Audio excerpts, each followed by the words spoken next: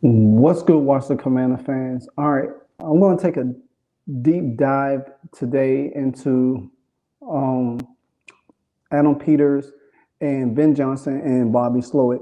Now, with Ben Johnson, I mean, not, well, let me go back. With Adam Peters has been announced to be the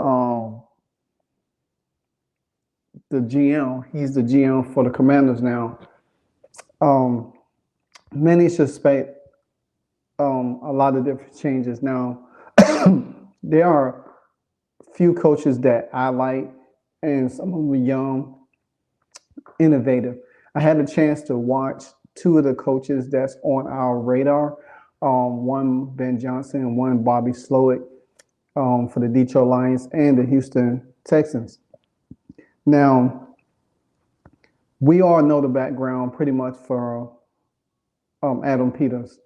You know, being with the 49ers, being down there with the Patriots, having a connection with um, Bob Myers. So now some of this is pretty projectory and some of this is pretty, no nonsense. Adam Peters is the guy. He was the guy on the radar. Ian Cunningham was the other guy. There was some other candidates as well. I don't feel like I wish to dive into all of them, but just a lot of notable things that has taken place. Now,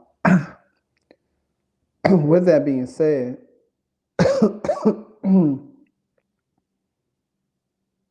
um, with that being said, Adam Peters will bring a lot of experience. He will bring a lot of insight. He will bring a lot of um, things that the 49ers did. He will build a structure around the front office of the Washington Commanders, especially when it's coming to selecting a coach. Now, a lot of people have questions about Adam Pierce because of the selection the 49ers did with Trey Lance. But I could always combat that because they got Brock Purdy in the seventh round. And he's now the starter where they traded off Trey Lance to the Cowboys. And the 49ers had not missed a beat. They really haven't missed a beat last year because they had Jimmy G, but they dealt with Jimmy G and his injuries for the last couple of years. They went to the Super Bowl with Jimmy G against the Kansas City Chiefs, but fell short. But the 49ers has always been a team that wanted more. They always never been satisfied. Never, no matter who the quarterback was, they was never satisfied. They went out, made a trade with the Panthers, got McCaffrey. They still had Debo there. They still had Kittles there. They still had Brandon Ayuk. They still had all the pieces. They had Raheem Mostert, who now is over there with the Miami Dolphins, but they have not missed a beat.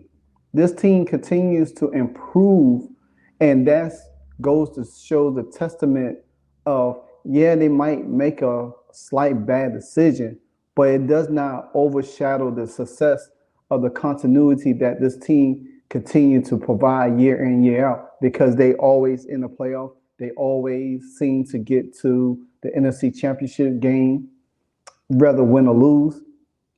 Their mindset always to just get to the Super Bowl, not just to get there, but to win it.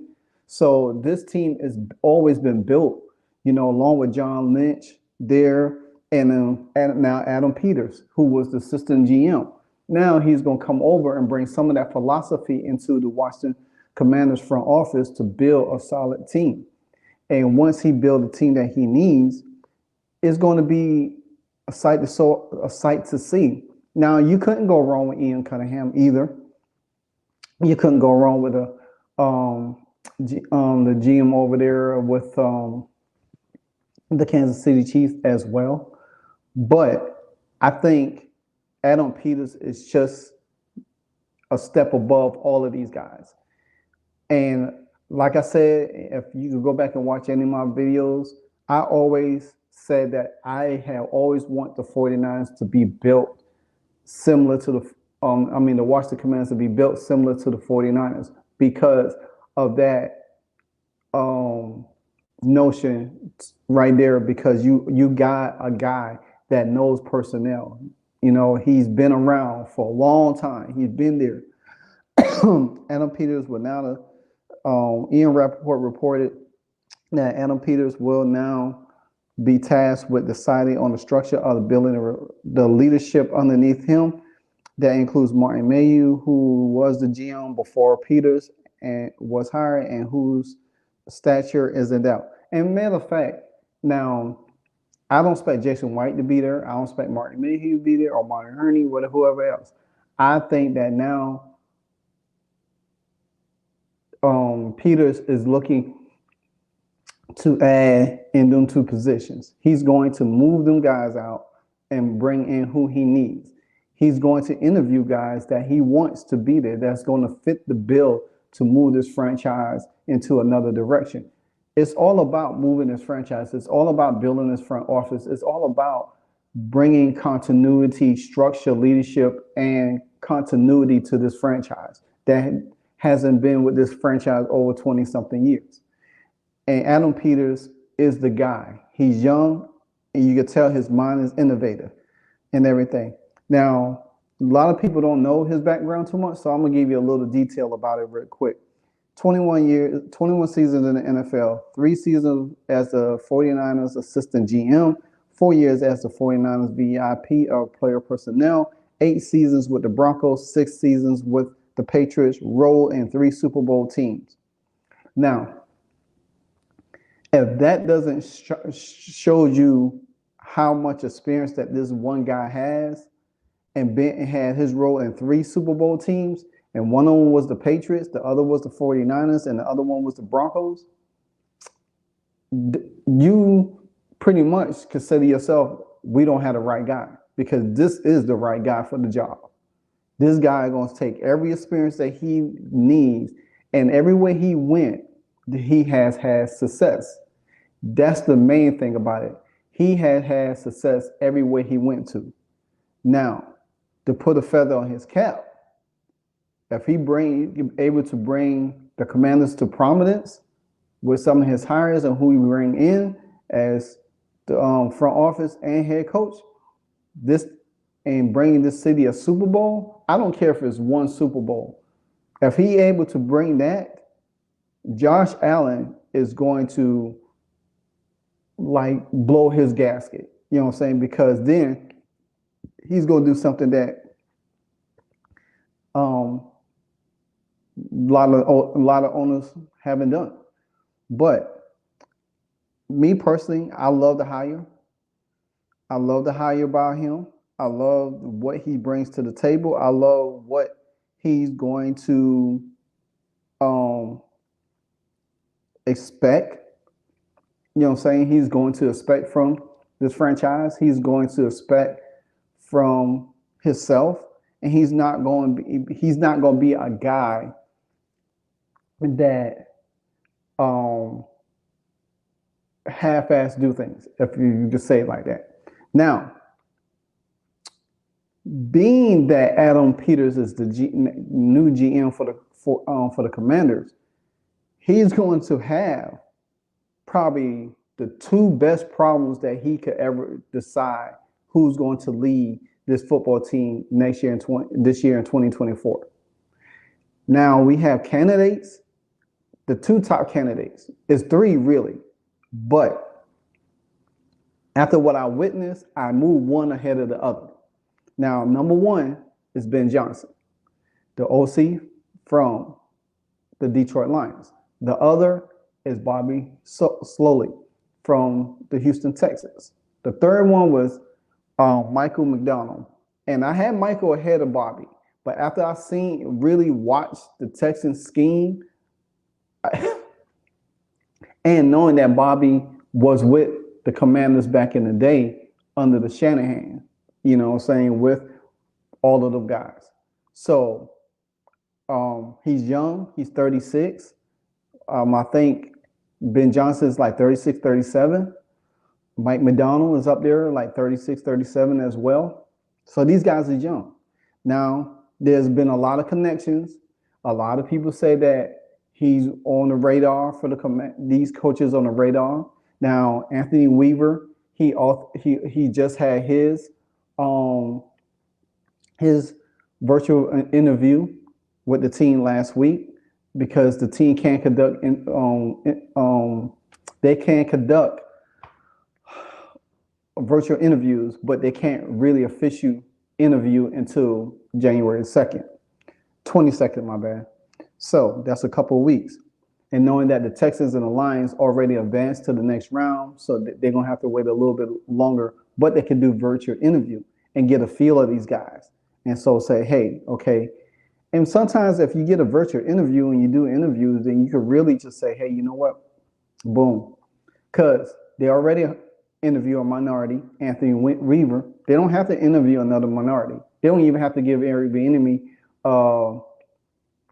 an interview because they already went through the process. They hired a minority. They interview a minority in Anthony Weaver. So Eric Bieniemy might not even get an interview shot. Now, they probably would out of respect, but that does not say that he's going to get the job. Now, so with that being said, they had Dan Quinn. There's a lot of reports saying that Dan Quinn was on the list, Mike Vrabel was on the list. I know Harbaugh's name is there, but I think the Chargers really want Harbaugh. He was supposed to meet with them today, or I think Tuesday, because the day is a holiday, MLK Day. So now I'm gonna dive into my top two. I like Mike Macdonald. He's to me, I think Ben Johnson is 1A. I think Bobby Slowik has moved up to 1B, and I think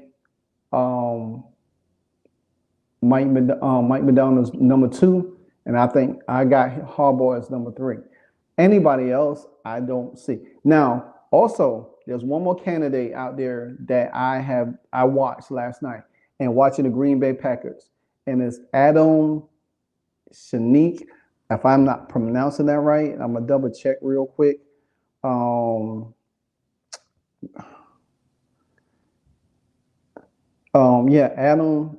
Stenavik, the offensive coordinator. So right now, I will probably move him number 4 because he's right there at 40, so he's still young too. And just impressed what he have done with the Green Bay Packers last night, the way they have played this season, and offense, the way Jordan Love is looking. So this guy, Adam Stenavik, is really good. So he's another guy that probably name will get interviewed. Depends on what the Green Bay Packers do in the next round. But I think Adam should be in that listed line of consideration too. But now I'm going to move on to the scheme of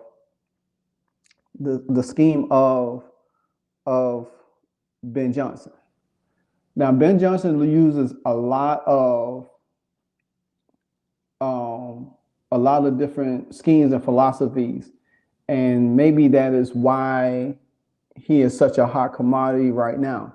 Because if you look at the personnel, he took over for Anthony Lynn. If anybody knows Anthony Lynn, he was the head coach for the Chargers before he got fired in favor of Staley.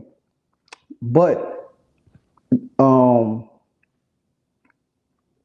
he was brought over as the offensive coordinator for Dan Campbell's team. But the offense had potential, but they was not using Jared Goff's ability to where it was. And that's what I think, me personally, I felt like Sean McVay didn't capitalize on Jared Goff enough the way he needed to, built around him, gave him a lot of protection and a lot of things. I just didn't, see that. But now, when things had, Dan Campbell made a change, he moved Ben Johnson up, then you was able to see this offense click. You got to remind now, they traded Hockenson to Minnesota to draft Sam Porter. Then they drafted Jahmyr Gibbs after trading DeAndre Swift. If you look at the offense now, it's more explosive, more dynamic than it ever been before, because now you got a slew of playmakers on your team, and you still got Singleton on there. You know, um, so therefore you have a lot of weapons and a lot of ways to go, a lot of different personnel, how to um, mix and match against it. And you seen it last night against the Rams, even though they jumped up like 21 something, but you was able to see how consistent. Now, the offensive line for the Lions kind of is a little question mark a little bit, but they protect well. But you can see how explosive Jabir Gibbs came out the backfield. You can see how Jabir Gibbs is good in the passing game. Just imagine what Ben Johnson could do with our offense. You know what I'm saying? Especially with a Brian Robinson that could catch good out the backfield. All you got to do is get another explosive, elusive back, and you have a 1-2 tandem. Now, I don't know about Antonio Gibson if he's going to be there. That's a whole nother different topic for another different day and everything like that. But Ben Johnson's scheme fits so well because you got to look how many catches Reynolds had. And and one thing about the Detroit Lions, they tax the middle of the field all the time. And once they tack the middle of the field, they start working on the edges. And then once they get working on the edges, they hit you deep. Then they also hit you in the screen game with the running backs. And then they run the ball between the tackles really good because you got a guy like Singleton could hit in the middle. Then you got a guy like Jabir Gibbs that can hit inside and out, you know, and get a lot of yardage. So these are the things that Ben Johnson could scheme. And using somebody like a Curtis Samuel, Terry, Jahan Dotson, and another wide receiver in the mix and get a really good tight end is going to be beautiful. Now, like I said, the running back position, if they decide to draft another running back, now I'm gonna tell you, if Washington was to draft Blake Crum, oh my God, and pairing him up with Brian Robinson, oh my gosh, you literally will have one of the best backfields in the game because Brian Robinson can run, he could catch on the outside, and he's good catching the ball. That's one thing about him. He is very good catching the ball. Then you use somebody like Crum, like a Devin Singletary, to run between the tackles, and plus he's short, low to the ground, so it's gonna be hard to get him. You know what I'm saying? So, and you got to have a really good offensive line. That's something that they have to prove on in the draft. So, but Ben Johnson's scheme is so good. You know, it's really good, and it's not complex. And you just have to write the right quarterback. Now, a lot of people clamor for Caleb Williams. I love Jaden Daniels, but I also like Drake May. I've seen a lot of Drake May in the ACC, played against Miami. And some feel that Ben Johnson comes, he will have that pairing with Drake May because Drake May will be a better version of Jared Goff. You know what I'm saying? He could pass, he can make the throws, he can make the throws to the seams everywhere, and he has decent speed. You don't have to have a quarterback that you run and make all these trick plays. You just got to make efficient plays. You know what I'm saying? Especially when it comes down the field. You know what I'm saying? And he can script. Now, so I think that pairing would be really, really beneficial. But like I said before, I think Ben Johnson, he could do wonders with any one of these quarterbacks. Drake May, Jaden Daniels, or Caleb Williams. You will be able to see our offense explode all over the field. And it's going to be hard. It'll be hard to deal with us. But I do feel in my heart that Ben Johnson, he's the number one top choice. A lot of teams crying for his services. But I'm telling you now, I do believe that Adam Peters and everybody, they going to make it hard for Ben Johnson not to turn us down. Because I don't see Ben Johnson coaching in Carolina. Now, I can see him coaching in Atlanta, but Atlanta might look for somebody else. I can see him coaching in Seattle, but I don't. I could see Ben Johnson getting his own quarterback drafting his own quarterback and building around that guy. I could see Ben Johnson as the coach for the future for the Commanders, just like Bobby Slowik. Now, Bobby Slowik looked like a little kid. He's young also. And what he have done with C.J. Stroud is amazing. It's amazing. It's amazing. I me like I said, I like I said, I feel myself that I feel like I said, I feel like Ben Johnson, his schemes work so perfectly. Like I said, if you watched the game last night, you could really, really, really tell how he really honed in on everything that Jared Goff looked 10 times better than he did with the Rams. He did. He looked 10 times better than he did with the Rams. And he was able to he gives his receivers space to catch the ball. Not trying to drill it in hard, trying to make the tough plays, or like how Matthew Stafford, like even though they should have called a pass interference and a legal hit on Puka Nacua when he tried to cut the ball between three people. Now he almost caught it because he was making some spectacular catches last night. I ain't gonna lie to you not. But Matthew Stafford should have put the ball in another area, you know what I'm saying, and try to force it in there because he could have got Puka hurt. But you need a guy that's just very efficient. You don't need a guy that, trying to be Patrick Mahomes. We don't need that. You know what I'm saying? We just need a guy that could get us over the hump. Now,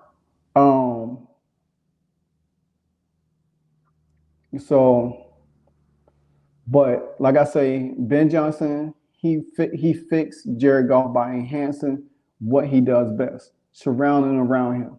Now, if you think about it, one of the plays Ben Johnson has is a 3-level flood off the wide receiver zone action, and where you can find plenty of examples of the Rams running it and the Lions running it with Goff.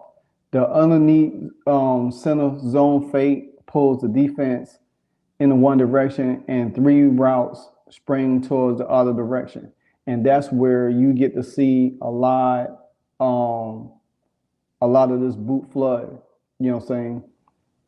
So if you notice, you got to shift to the left, and then he fakes the boot, and then he has this guy comes across the flat in the middle, and it came for a first down. Same thing, another boot, and then he came to the other side and he drills it there. So you always gonna have more than 1 or 3 wide receivers open on that boot play. Just imagine Drake May or Caleb or Jaden Daniels running that, and especially with the athletic ability they have. And that's something that Jared Goff, he's not a real runner. He has a little speed. He has like Tom Brady speed a little bit. But at the same time, you get one of these 3 quarterbacks on the center, it's going to make it harder for the defense to really track them because they're fast. They could get out and they could probably take off. That's going to be the benefit of this play right here because the quarterback can run on that boot, but he also has the option to throw the ball. Same thing with Jordan Love. If you watch it, Green Bay runs the same play. Jordan Love faked one way and threw back, and it was a wide open guy down the field. Then you run the ball aggressively with Aaron Jones. So now I want to move on from Ben Johnson to Bobby Slowik real quick. Slowik is one of the, like I said, he's one of the other young masterminds in the game, and he has developed C.J. Stroud. Now they had just like Detroit, they had their struggles in the beginning of the season, and then they finally caught on. Houston. Nobody expect Houston to be where they are. You know what I'm saying? Nobody expect them. They expect C.J. Stroud to have growing pains just like Bryce Young. But Once they got everything together, it made it so much better. You know what I'm saying? I mean, you got to think. CJ Stroud set a rookie record for passing yards, 470, beating Andrew Luck's record. You know what I'm saying? So you got to understand how this, slowly left from 49ers with D'Amico Ryans, came to Houston. Now he's one of the top guys that could be, looking. See, Slowik helped Stroud change the dynamics of the Texans offense that struggled in the past 2 seasons. The unit ranked last in points, 15 last year, and 280 a game, along with having the second worst QBR, 34.3. Stroud missed week 15-16 with a concussion, but with him under center, the offense had averaged 22 points a game, tied 13th in the league, 350 yards, total yards, and that's 10th. Before the concussion, Stroud came into week 14 leading the NFL in passing yards as well. And pretty much he's going to be well on to winning Rookie of the Year because of what their team has mastered into the playoffs. The offense has done a really nice job throughout the year, starting with Bobby as he led the offense through many different guys being in. Ryan said, it's not always you find a way that you like to have it, but he found a way to put our playmakers in position to make it. And I'm telling you, if Tank Bell didn't get hurt this year for the season, Tank Bell, Nico Collins, and all the guys that they have, you know what I'm saying? You could see some of the similarities in Detroit's offense with the Houston Texans offense because you got quarterbacks that could play make. CJ Stroud could throw the ball, man. He could throw the ball. He looks so comfortable out there throwing the ball. And that's where you want your quarterback to be, comfortable throwing the ball, making plays, not being under duress all the time.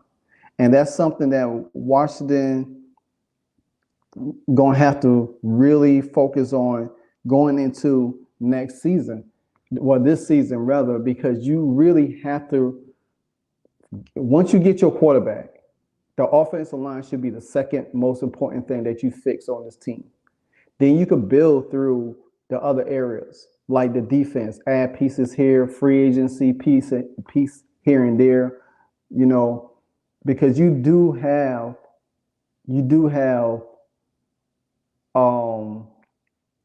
playmakers on Washington. You still got Terry, you still got Jahan, and all you need is a quarterback to get the ball to them.